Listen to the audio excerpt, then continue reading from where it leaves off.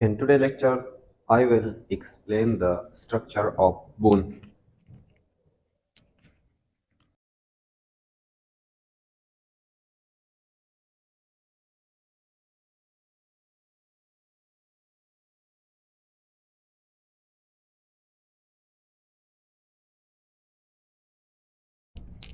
Previous video में मैंने ये एक्सप्लेन किया था, ये हमारे पास एक बोन है।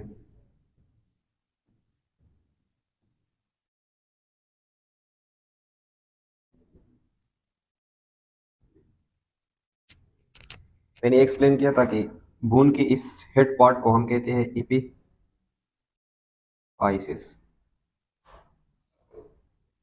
और इस तरह इसका जो ये थिन पार्ट है जिसको हम बोन का शेप्ट भी कहते हैं, और इसको हम कहते हैं डायफाइसिस।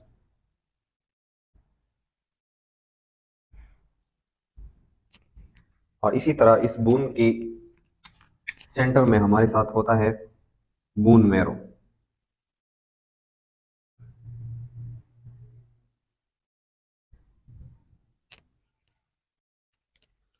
और इसकी टॉप पोर्शन को, इस तरह इसकी इस बॉटम पोर्शन को हमारे साथ अटैच होता है कार्टिलेज।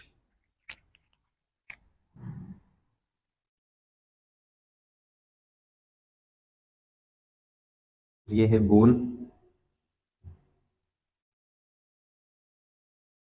मैरो, ये टिपिकल बोन का स्ट्रक्चर है। अगर मैं इस बोन को कट करूं और इसके स्ट्रक्चर को जूम करूं ताकि हमें ये अंडरस्टैंड हो जाए कि इस बोन का इंटरनल स्ट्रक्चर क्या है, उसमें सेल्स किस तरह अरेंज हुए हैं और उसका मैट्रिक्स जो है वो किस तरह बना है।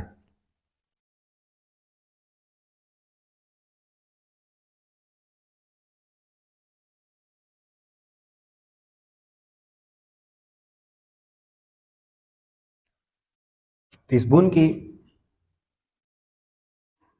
इस आउटर लेयर को हम कहते हैं पेरी ऑस्टियम, और जो ये इनर लेयर है जो बोन मैरो से सराउंडेड है तो इसको हम कहते हैं एंडोऑस्टियम। और इसी तरह इस बोन की सेंटर में हमारे साथ होता है बोन मैरो। इसके अलावा इस बोन की स्ट्रक्चर में हमारे साथ छोटे छोटे कनाल्स होते हैं। उन कनाल के थ्रू इस बोन में जितनी भी रगे हैं इसका ये इस कनाल से ट्रांसफर होते हैं। इस तरह हमारे पास जितने भी नर्व है वो भी इससे ट्रांसफर होते हैं। जिस तरह ब्लड वेसल है जिसके थ्रू इस बोन को जो है खून आता है, तो वो वेसल वो रगे भी इन छोटे छोटे कनाल से हमारे साथ ट्रांसफर होते हैं। तो उन इस तरह ये कनाल अरेंज हुए हैं, और इन बोन की इस कनाल को हम कहते हैं हेवर्शियन कनाल।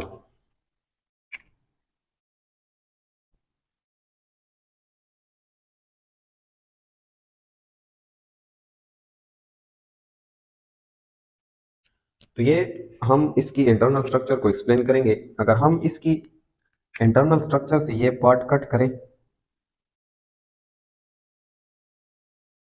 और इस पार्ट को थोड़ा और जूम करें ताकि हम देख सकें कि इसमें हमारे पास जो पोर टाइप ऑफ सील्स है वो किस तरह अरेंज हुए हैं और उन सील ने मैट्रिक्स की फॉर्मेशन किस तरह की है। तो यहाँ अगर मैं इसका कंप्लीट ये स्ट्रक्चर जूम करूं तो ये हमारे पास इस बोन का होगा एक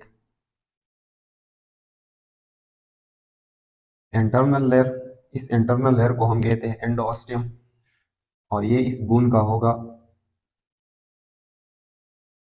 एक्सटर्नल लेयर जिसको हम कहेंगे पेरियोस्टियम, और इसमें हमारे साथ होंगे हेवर्शियन कनाल।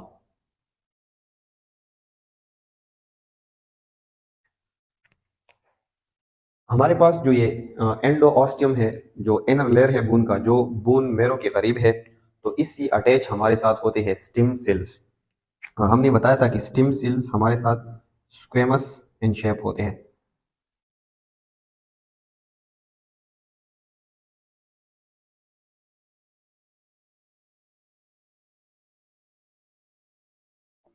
ये वो स्टेम सेल है, इसका शेप हमने ऑलरेडी एक्सप्लेन किया था कि इनका शेप जो है वो प्लेट शेप है। तो ये वो शेप है स्क्वेमस सिलिका, जिसको हम कहते हैं स्टेम सेल। स्टेम सेल बून में वो सेल होते हैं जिनमें ये कैपेबिलिटी होती है कि ये बार बार रिपीटली इसमें डिवीजन होता है और आफ्टर डिवीजन इससे दूसरी सेल जो है वो बनते हैं। तो जब इनमें डिवीजन होता है तो इस इनमें हमारे साथ डेवलपमेंट होती है और उनसे हमारे साथ बनते हैं ओस्टियोब्लास्ट सेल। और हमने बताया था कि ओस्टियोब्लास्ट सेल का शेप जो है वो इस तरह क्यूबिक शेप है।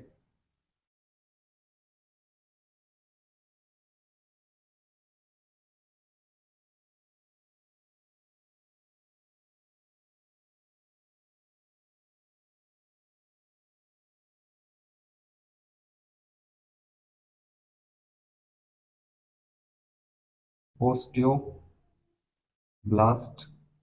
सेल। ओस्टियोब्लास्ट सेल बून की वो सेल है जिनका मेनली फंक्शन ये है कि ये बून का जो मैट्रिक्स है उसकी फॉर्मेशन करती है।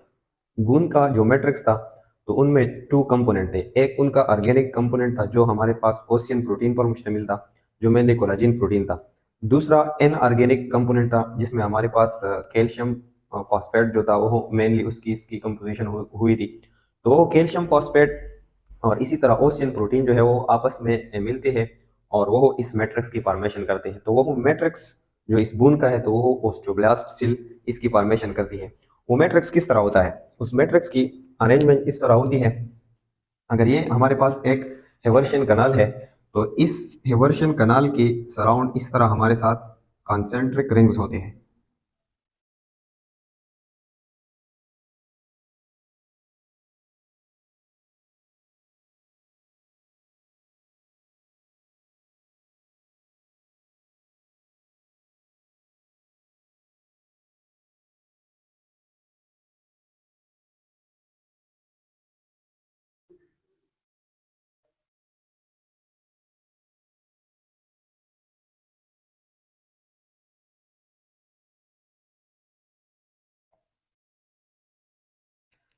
तो इस तरह इस हेवर्शियन कनाल के सराउंड जितनी भी ये एक कंसेंट्रिक रिंग है तो ये बेसिकली इस बून का मैट्रिक्स है। और ये बून का मैट्रिक्स जो है एक ऑर्गेनिक पार्ट है जिसको हम कहते हैं ओशियन प्रोटीन और दूसरा इनऑर्गेनिक पार्ट है इसका जिसको हम कलेक्टिवली कहते हैं हाइड्रोक्सी एपेटाइट। तो ये कंसेंट्रिक रिंग की फॉर्म में ये मैट्रिक्स जो है हमारे साथ इस तरह बना होता है। अगर मैं इस कंसेंट्रिक रिंग को जूम करूं और इसकी स्ट्रक्चर अगर आप देखें तो हर एक कंसेंट्रिक रिंग की सेंटर में हमारे साथ होता है हेवर्शियन कनाल, जिस कनाल के थ्रू हमारे साथ ब्लड वेसल जो है वो बून को ट्रांसफर होते हैं और इसकी सराउंड इस तरह हमारे साथ एक कंसेंट्रिक रिंग होता है।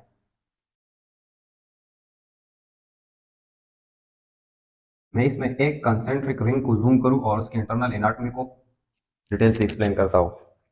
इस इसमें जो एक इस तरह मैंने इसकी एक रिंग को जूम किया तो इस एक रिंग में हमारे पास इररेगुलर स्ट्रक्चर होते हैं। इसी तरह इररेगुलर स्ट्रक्चर इसमें होते हैं।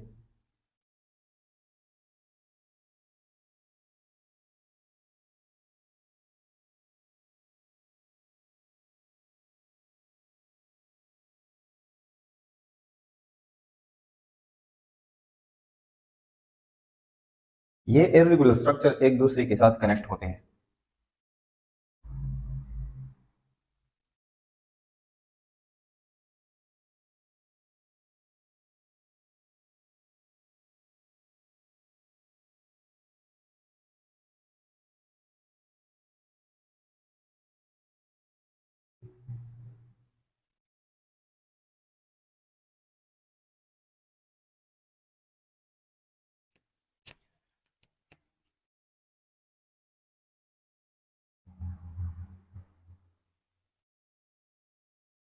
हमारे साथ ये जो इररेगुलर स्ट्रक्चर इस कंसेंट्रिक रिंग में पाए जाते हैं तो इस में बेसिकली हमारे पास होते हैं ओस्टियोसाइट सेल्स, जो स्टार लाइक शेप की सेल्स होते हैं तो वो इसके अंदर हमारे साथ होते हैं।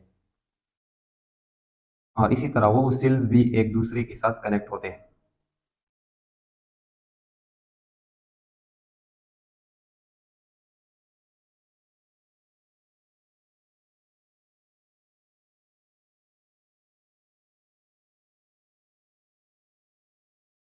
और इन ओस्टियोसाइट सेल का फंक्शन ये है कि ये जितना भी इस बोन का मैट्रिक्स है जो ओस्टियोब्लास्ट सेल ने बनाया है, जो मेनली कंसिस्ट है हाइड्रोक्सी एपेटाइट पर और ओसियन प्रोटीन पर, तो ये इस मैट्रिक्स को मेंटेन करता है, इसको बरकरार रखता है ताकि बोन इस मैट्रिक्स को लॉस ना करे। तो बेसिकली ये इनका फंक्शन होता है। तो इस इर्रेगुलर स्ट्रक्चर के अंदर हमारे साथ जो सेल होता है तो वो है ओस्टियोसाइट। ये बेसिकली हमने ऑलरेडी प्रीवियस लेक्चर में पढ़ा था कि ये स्टार लाइक शेप के सेल होते हैं और इनका फंक्शन यह होता है कि ये इस मैट्रिक्स को मेंटेन करें। हमारे साथ जो ओस्टियोब्लास्ट सेल थे, जो क्यूबिक सेल थे, इनका ये काम था कि ये इस कंसेंट्रिक सर्कल की फॉर्मेशन करे, इस मैट्रिक्स को बनाए, और इसके अंदर जो ये ओस्टियोसाइट सेल होते हैं तो ये इनको मेंटेन रखती है, इनको बरकरार रखती है। इसके अलावा इस ओस्टियोब्लास्ट सेल के अलावा इसमें हमारे पास डूम शेप सेल्स भी होते हैं जो मल्टी न्यूक्लिएटेड होते हैं।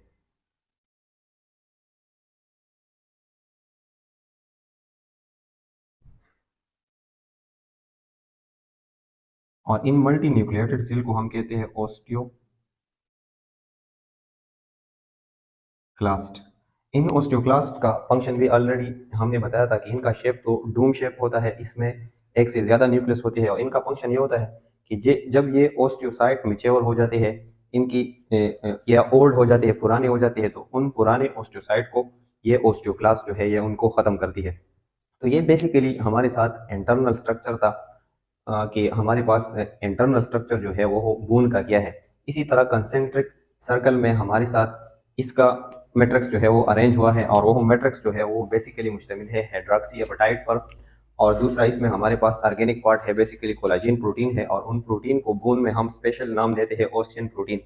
तो ये इसकी हमारे साथ कंप्लीट अरेंजमेंट है कि इस तरह हमारे साथ बून का स्ट्रक्चर बना है। तो हमारी बॉडी में ये बून का कंप्लीट स्ट्रक्चर है। हमारी बॉडी में तकरीबन टोटल 206 बोन्स है। ये 206 बोन्स हमारे बॉडी में कंबाइन होते हैं और ये ह्यूमन की स्केलेटन की फॉर्मेशन करती है। हमारी बॉडी का जो कंप्लीट ढांचा है तो उसकी फॉर्मेशन करती है। यहाँ पर आप इस पिक्चर में देख सकते हैं, इस तरह का ये एक कंप्लीट ढांचा बनाती है। और ये कंप्लीट ढांचा हमारे बॉडी में कौन कौन से फंक्शन परफॉर्म करता है, इस बोन का हमारे बॉडी में क्या क्या फंक्शन है, तो उन फंक्शन को भी हम डिस्कस करते हैं कि बोन का हमारे बॉडी में कौन कौन से फंक्शन है। तो इस तरह इस ढांचे का एक तो ये फंक्शन है कि ये बॉडी को मूवमेंट में हेल्प करे। हम जब मूवमेंट करते हैं एक जगह से दूसरी जगह जाते हैं तो इसी ढांचे के बिना पर जाते हैं। तो एक फंक्शन इसका है मूवमेंट।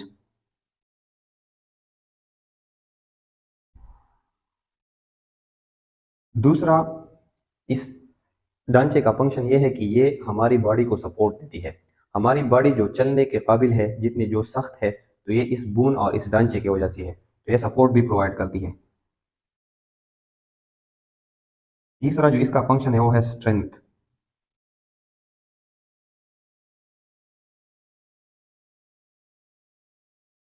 ये हमारी बॉडी को ताकत जो है वो भी प्रोवाइड करती है। हमारी बॉडी जितनी भी हार्ड है, जितना भी ताकत है, तो वो भी इस ढांचे की बदौलत है। चौथा जो इसका फंक्शन है ब्लड सेल फॉर्मेशन। हमारे साथ ब्लड में ब्लड की जितनी भी सेल्स है, जब हम ब्लड की टिश्यू पर आएंगे तो वहाँ हम उनको एक्सप्लेन करेंगे। तो ब्लड की जितनी भी सेल्स है तो उनकी फॉर्मेशन हमारे साथ बून करती है। बून में हमारे पास जो बून मेरो होता है, जिसका इंटरनल स्ट्रक्चर हमारी बून में एक स्ट्रक्चर होता है जिसको हम बून मेरो कहते हैं। तो वो बून मेरो ब्लड की जितनी भी सेल्स है, अगर वो रेड ब्लड सेल है, व्हाइट ब्लड सेल है, प्लेटलेट्स है, तो उन सारों की फॉर्मेशन हमारे साथ बून करती है। तो ये बून का एक इम्पॉर्टेंट हमारे साथ फंक्शन थे। इसके स्ट्रक्चर में और भी बहुत ज़्यादा डिटेल है, इसका बहुत ज़्यादा डिटेल स्ट्रक्चर है, लेकिन जस्ट आपके अंडरस्टैंडिंग के लिए मैंने वो मुख्तलिफ सेल स्पीड रखी और ये भी एक्सप्लेन किया कि ओस्टियोब्लास्ट जो है ये किस तरह एक कंसेंट्रिक लेमिलाई के थ्रू, इस स्ट्रक्चर को हम दूसरा नाम कहते हैं कंसेंट्रिक लेमिलाई।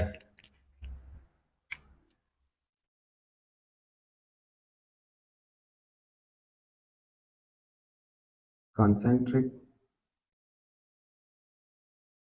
लेमिलाई, ये जो सर्कुलर रिंग है जिसमें हमारे पास इर्रेगुलर स्ट्रक्चर है, और इस इर्रेगुलर स्ट्रक्चर में हमारे साथ ओस्टियोसाइट सेल है। तो इस इर्रेगुलर स्ट्रक्चर को हम कहते हैं कंसेंट्रिक लेमिलाई। तो ये हमने एक कंसेंट्रिक लेमिलाई को ड्रा किया है। इस हेवर्शियन कनाल की सराउंड बहुत ज्यादा हमारे साथ इस तरह कंसेंट्रिक लेमिलाई होते हैं, और एक हेवर्शियन कनाल की सराउंड जितनी भी हमारे साथ कंसेंट्रिक लेमिलाई होते हैं, तो उनको कलेक्टिवली हम कहते हैं ऑस्टियन। एक यूनिट को हम कहते हैं ऑस्टियन।